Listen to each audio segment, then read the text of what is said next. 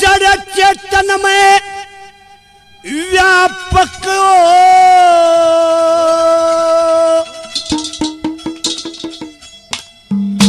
प्रभु निज पे बास करे से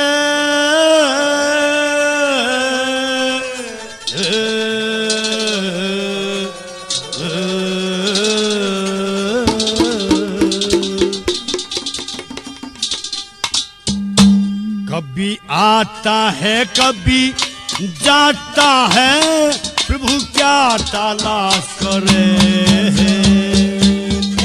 जड़ चेतन में व्यापक होकर जड़ चेतन में व्यापक हो प्रभु निज पे वास करे आता है कभी जाता है प्रभु क्या तलाश करे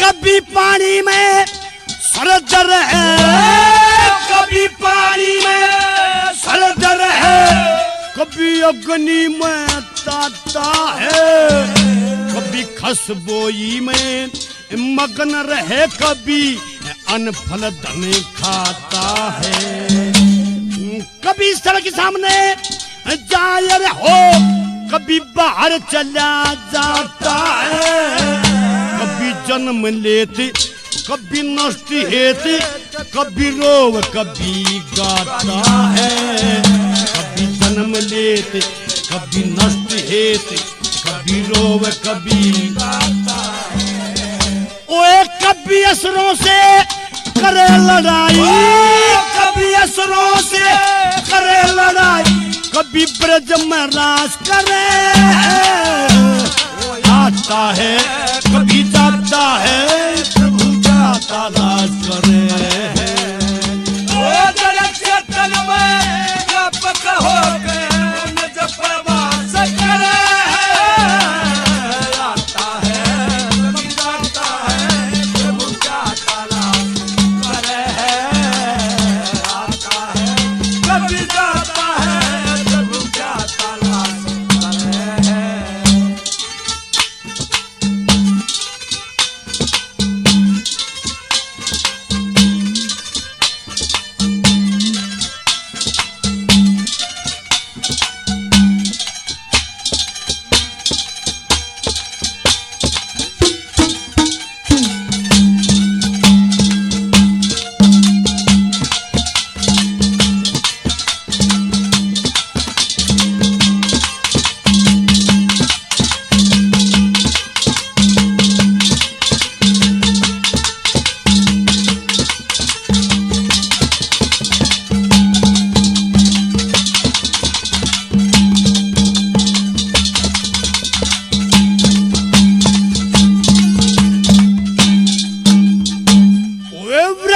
फूल फल पत्ते में वृक्ष फूल फल पत्ते में प्रभु तेरा ही नूर रे सब झगड़ों में शामिल हो कभी सबसे दूर रहे ओ स्वर्ग नरक आप भोगता कभी बेदस्तूर रहे तेरी अटल ज्योति जगत में सस्ती हर दम भरपूर है तेरी अटल ज्योति जगत में सती हरदम भरपूर रहे। ओए कभी अंधेरे को बाहर बीच में, कभी अंधेरे को बाहर बीच में प्रभु अपना प्रकाश करे।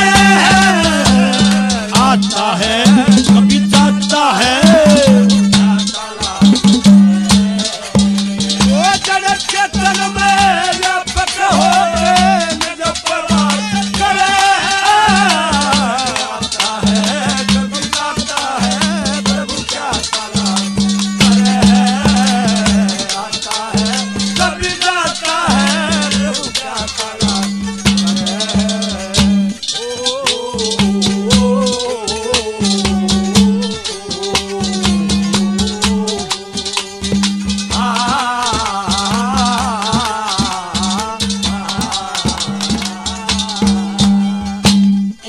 कभी जीव की रक्षा करता, कभी जीव की तू रक्षा करता।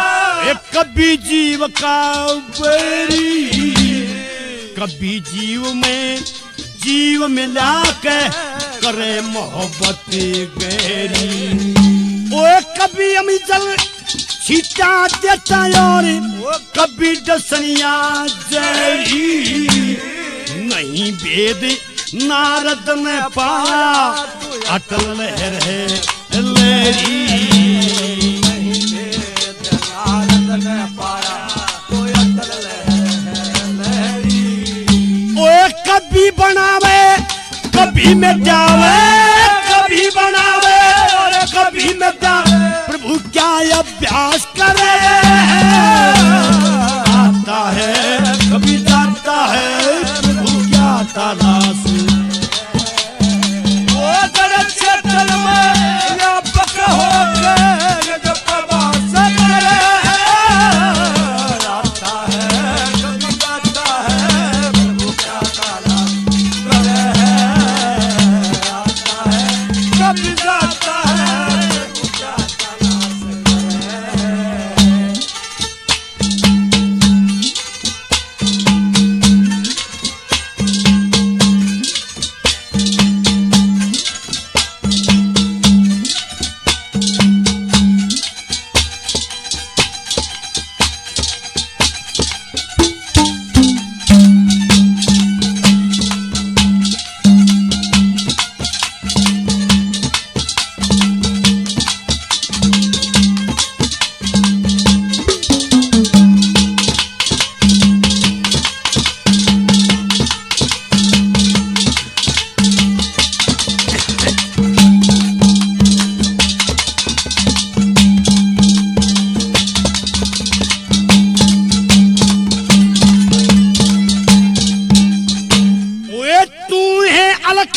और तू है अनादि, तू है अलख और तू है अनादि।